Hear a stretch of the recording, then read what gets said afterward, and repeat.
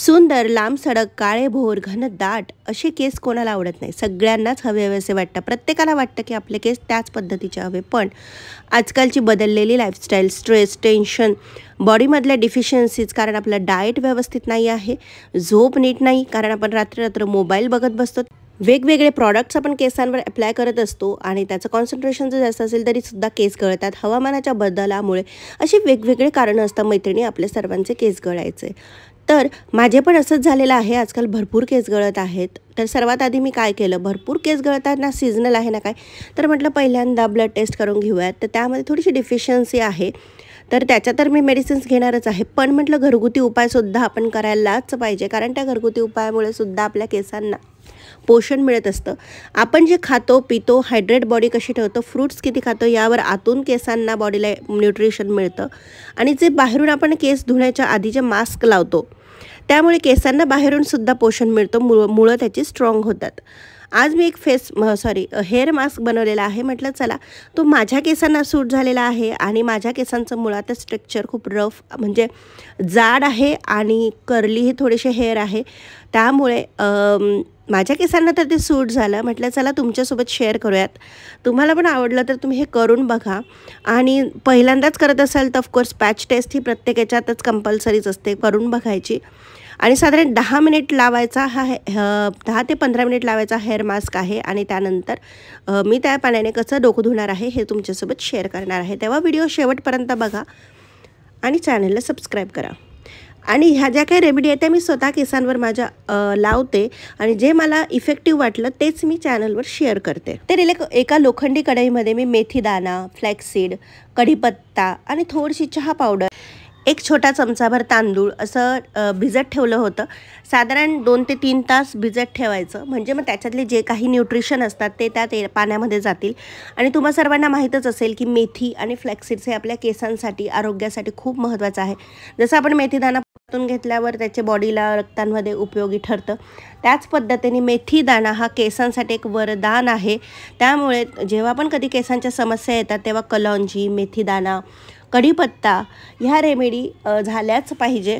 तर म्हटलं हे जरा भिजवलं मी 3 ते 4 तास आणि त्यानंतर हलकंसं उकळून घेत आहे, म्हणजे याच्यामधले जे काही न्यूट्रिशन असतील ते आपल्याला ह्या पाण्यामध्ये येतील आणि आपल्याला हे पाणी वापरायचं आहे. त्याच पद्धतीने हा खालचा जो चौथा उरेल तो सुद्धा आपल्याला यूज करायचा आहे, कारण त्यामध्ये पण भरपूर असं न्यूट्रिशन असतं. याच्यानंतर मी मेथीचं ऑइल बनवणार आहे, तर ती रेसिपीसुद्धा तुमच्यासोबत मी शेअर करणार आहे. त्यासाठी तुम्ही चॅनलला सबस्क्राईब करा, बेल आयकॉनवर क्लिक करा. तर इथे एक 5 मिनिट नंतर पाणी उकळायला लागलेलं आहे. अजून एक 2 ते 3 मिनिट मी उकळणार आहे. खूप जास्त शिजवायचं नाही आपल्याला, कारण त्यामध्ये आहे राईस. जर तो जास्त शिजवला तर त्याचं भातासारखं होईल ते. आणि त्यानंतर आहेत फ्लॅक्सीड्सला पण जास्त वेळ आपण जर उकळवलं तर त्याचं जेल फॉर्ममध्ये कन्व्हर्जन होतं. तसं नको आहे आपल्याला, जस्ट याचा एक अर्क उतरायला पाहिजे पाण्यामध्ये, इतकंच. आणि हा मास्क तुम्ही 15 दिवसातून असा लावू शकतात एकदा. आणि अगदी 10 मिनिटच ठेवायचा आहे, 10 ते 15 मिनिट. कारण जास्त जर आपण मास्क किंवा मेहंदी जी पण असेल ती केसांवर जास्त सुकवली तर त्यामुळे जास्त केस तुटायची शक्यता असते. त्यामुळे जेही काही मास्क लावायचे ते 10 मिनिट ते जास्तीत जास्त 30 मिनिटपर्यंत ठीक असतं. आणि मेहंदी जी लावतो ती 2 तास तरी सफिशियंट आहे. फक्त कव्हर करायचं हेड, म्हणजे मग त्या गोष्टी ड्राय होत नाही. तर इथे चांगल्या पद्धतीने पाणी उकळून झालेलं आहे. मस्त याचा अर्क यामध्ये उतरलेला आहे. आणि लोखंडी कढई यासाठी घेतली की ज्या लोखंडी कढईमधले जे आयरनचं कंटेंट असतं ते पण ह्या पाण्यामध्ये उतरेल आणि ते आपल्या केसांसाठी चांगलं असतं. केसाची मुळं स्ट्रॉंग असतील ना तर मग केस गळती कंट्रोलमध्ये राहते. त्यासाठी तुमचं तुम्ही डाएटमध्ये व्यवस्थित प्रॉपर डाएट घेतायत का, त्यामध्ये सॅलड, दही, दूध, तूप असे सगळे व्यवस्थित आहे का, फायबर आहे का, हे सगळ्या गोष्टी महत्त्वाच्या आहे. एक्सरसाइज तुम्ही करतात का, प्राणायाम वगैरे. आणि एवढं सगळं करून पण जर गळती थांबतच नसेल तर मग कुठेतरी एकतर वातावरण बदलाचा परिणाम होत असतो. आणि जरी वातावरण बदलाचं काही नसेल तर मग एकदा तुम्ही तुमच्या ब्लड डिफिशियन्सी, म्हणजे ज्या काही ब्लडमधल्या डिफिशियन्सीज असतात, जसं calcium, magnesium, iron, B12, D3 हे जर आपल्या बॉडीमध्ये कमी असेल ना तरीसुद्धा हेअरफॉल हा होतच असतो. त्यामुळे ह्या सगळ्या गोष्टी थोड्याशा पडताळून बघायच्या की आपण कुठे चुकतो आहे किंवा काही मिस होतं आहे का आपल्याकडून. तर इकडे मी सगळं पाणी फिल्टर आउट करून घेतलेलं आहे, ते गार होऊ देईल. कोमट होईल इतकं. आणि त्यानंतर हा जो काही खालचं मिश्रण आहे ते मी आता मिक्सरमध्ये जाडसर बारीक केलं तरी चालणार आहे. ग्राइंड करून घेते. म्हणजे याच्यातलं जे काही न्यूट्रिशन असतं, जसं आपण मेथी दाण्याचा पॅक कसा केसांना लावतो त्याच पद्धतीने हा एक पॅक आहे आपल्या केसांसाठी. तर हे पाणी इथे गार झालेलं आहे, गार करायला ठेवलेलं आहे. तोपर्यंत मी हे मिक्सरमध्ये बारीक करून घेते. जितकं बारीक होईल तितकं थोडं थोडं पाणी घालायचं, जे मिश्रणाचं पाणी आहे तेच घालायचं आणि थोडंसं तेल घालायचं आहे, म्हणजे तुमचे केस ड्राय होणार नाहीत.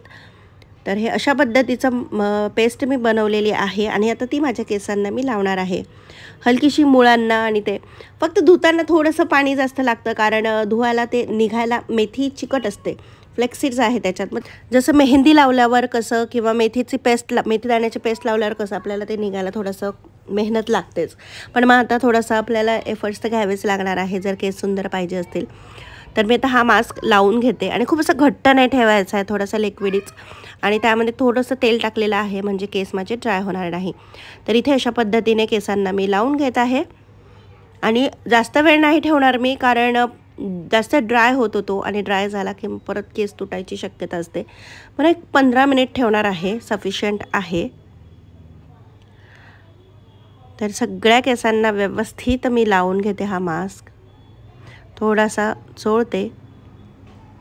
तर ह्या इन्ग्रेडियंटपैकी जर तुम्हाला कसली ॲलर्जी असेल तर तो इन्ग्रेडियंट तुम्ही स्किप केला तरीसुद्धा चालेल. तर इथे सगळ्या केसांना मी लावून घेतलेलं आहे आणि बस आता व्यवस्थित पॅक करते ते. आणि 15 ते 20 मिनिट नंतर मी हेअर वॉश करणार आहे. आणि हेअर वॉशसाठी मी इथे जे पाणी काढून ठेवलं होतं त्यामध्ये मी शॅम्पूचा यूज करणार आहे, म्हणजे ते कॉन्सन्ट्रेशन त्याचं थोडंसं कमी होईल आणि त्याचा फेस करून घेईल. आणि त्याने मी हेअर वॉश करणार आहे. आणि हेअर वॉश केल्यानंतर ते तुम्हाला एखादा कंडिशनर लावायचं असेल तर ते लावा, किंवा लिव्ह इन कंडिशनर जे तुम्ही नंतर लावतो आपण ते लावायचं ते लावा. एअर ड्राय होऊ द्या केस आणि बस इतकंच. आणि जे काही कण लागलेले असतात ते सुकल्यानंतर निघतात. कोंब जेव्हा आपण करतो हेअर तेव्हा ते निघतात. आणि आठवड्यातून 2दा किंवा 3दा ऑइलिंग करणं हे खूप गरजेचं आहे. नेक्स्ट व्हिडिओमध्ये मी ऑइलिंगची रेसिपी दाखवेलच नक्की. आय होप तुम्हाला आजचा व्हिडिओ आवडला असेल. व्हिडिओ आवडला असेल तर सबस्क्राईब करा.